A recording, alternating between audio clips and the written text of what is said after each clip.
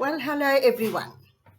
Right, I'm back for our, what's this? I think it's our sixth or seventh session on our learning skills program for the lockdown period. And I hope that you are enjoying it out there and will apply the information. Just to recap from yesterday's program, we did about distributed practice, which means you need to go over and over and over the information. Remember, we are linking information, getting the neurons to link together to form pathways through the brain. And by strengthening those pathways, it's like beating through the bush, and eventually you have a footpath, and the information goes through easily. So that's what we need to do with distributed practice. There's just a couple of things I want to, this session might be a little bit itsy-bitsy, but it's tying together a few things that are within the realm of distributed practice.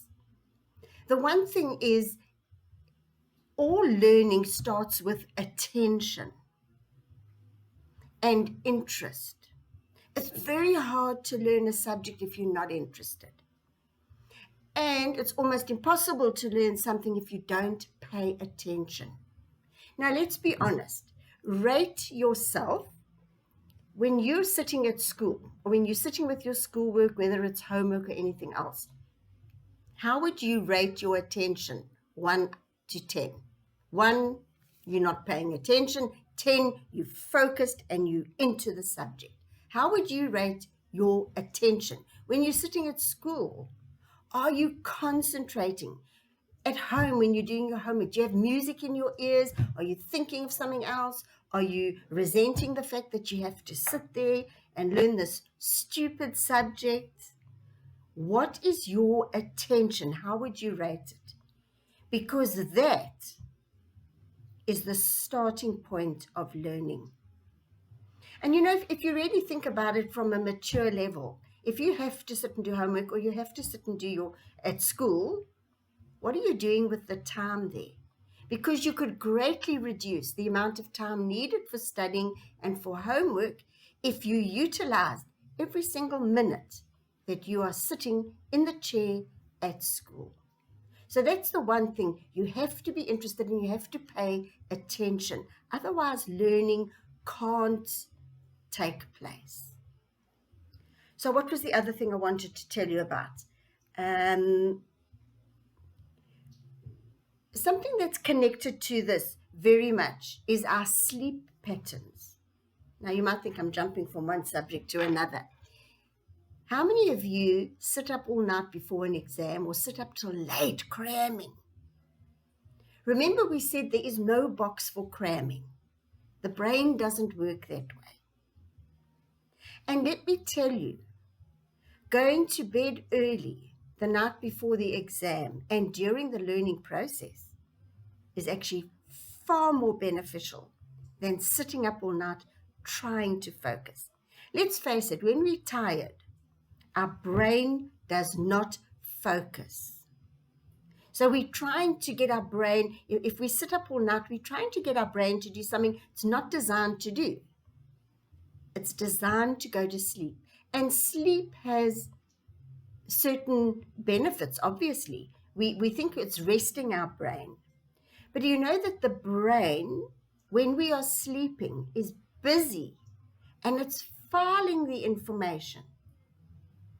As we said, we want information to go from short-term memory into long-term memory into the hippocampus.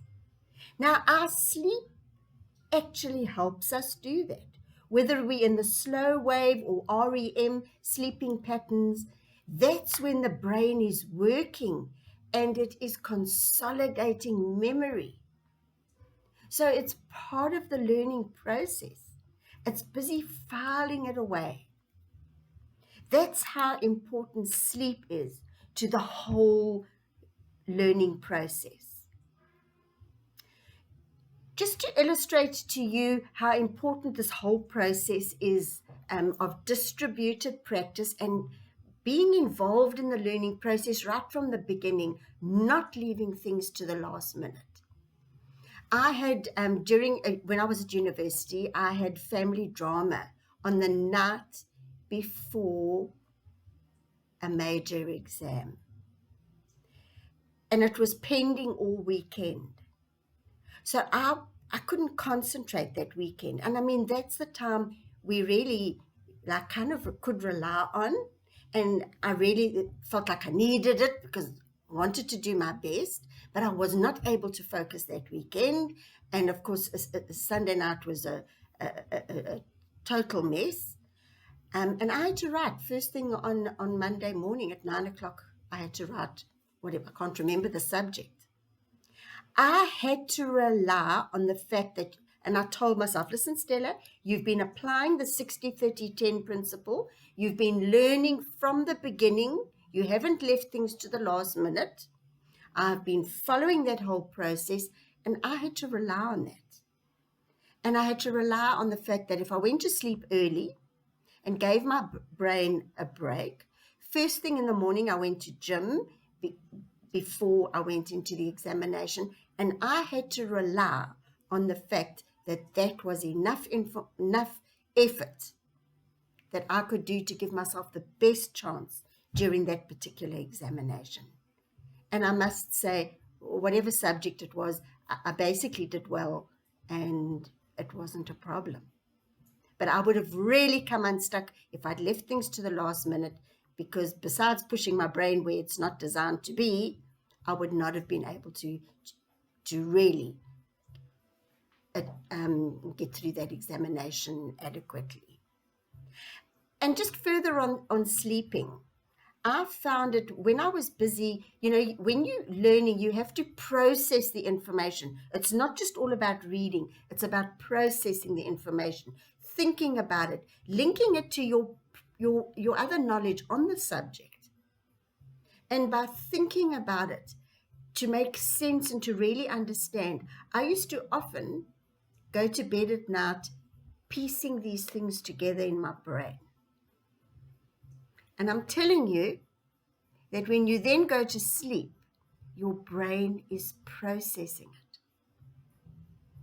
Have you ever woken up in the morning after sleeping and suddenly had a bright idea? I've definitely had that. And it's, they say you can put something on the back burner. I mean, if you can't think of a solution, put it on the back burner, because subconsciously your brain, my brain, will work on it. And I've done that many times, thought, well, I don't know the solution now, let's sleep on it. And your brain subconsciously works at things while you're sleeping. And when you wake up, you have further insight on the subject. So my message to you today is pay attention, because you cannot learn if you do not pay attention and focus. And don't forget the importance of sleep. Students are often the most sleep-deprived segment of the population, and it seriously impacts their learning capacity. So I hope you found this interesting, and that you will realize just how important it is to get your sleep during your schoolwork and use your brain. Allow your brain to do what it's good at, and that is it consolidates memory. And what you need to remember is if we don't do that, we lose information, because the brain is designed to forget information and to weed out unessential things that happen during the day, or unessential information that we don't consolidate into memory. The brain kicks it out to make room for more information to come in.